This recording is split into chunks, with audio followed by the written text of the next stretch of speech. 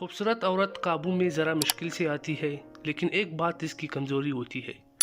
एक बहुत ही खूबसूरत मुसलमान खातून थी, अपने बच्चे को पास के मदरसे में उर्दू सीखने के लिए दाखिल करवाए। उर्दू पढ़ाने वाले उस्ताद औरत की खूबसूरती के बारे में जानता था। उस्ताद साहब ने इसके बेटे से कहा, अपनी अम्मी को मेरा सलाम कहना। बेटे ने आकर माँ से कह दिया कि उस्ताद साहब ने आपको सलाम भेजा है। खातून ने भी बेटे के हाथों सलाम का जवाब सलाम भेज दिया। खातून ने शोहर से मशवरा किया और अगले दिन बेटे से उस्ताद को कहलवाया कि मैंने शाम को घर पर बुलाया है।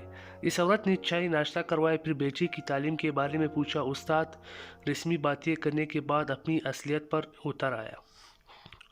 माशाल्लाह, आपको खुदा ने बड़ी फुर्सत में तराशा है, शुक्रिया आपका। उस्ताद बोले, मुझे आपसे इश्क हो गया है। खातून बोली, जी हाँ वो तो है, पर बात अगर मेरे शौहर ने सुन ली तो बहुत मुश्किल हो जाएगी। वो आती ही होगी, कल शाम को ये बात करेंगे, मैं इंतज़ार करूँगी। उस्ताद चलने को हुआ ही तक कि बाहर से इस खातून के शौहर की आवाज़ है, कौन है?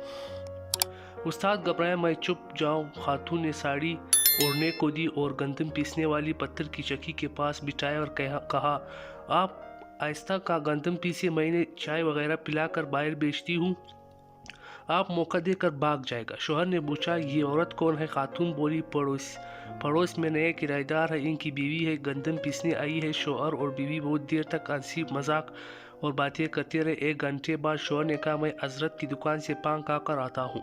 जैसे ही इसका शौहर घर से बाहर निकला, उस्ताद साहब ने भी दौड़ लगा दी। 15 दिन बाद औरत के बेटे ने मदरसे में उस्ताद से कहा, माँ ने आपको सलाम भेजा है। उस्ताद चिल्लाकर बोला, मुफ्त खोर, आटा ख़त्म हो गया होगा जो 20 किलो आटा खाकर दोबारा सलाम भेजा। खूबसूरत औरत काबू में ज़रा मुश्किल से आती है, लेकिन एक बात इसकी कमज़ोरी होती है, वो ये है, जमहूरियत की तारीफ करता है तो वो बेचैन हो जाती है। लेकिन मर्द को खूबसूरत औरत की वजह से अपने मकसद को भूल जाते हैं और ये काम करने से यकीनन वो सब कुछ खो देते हैं।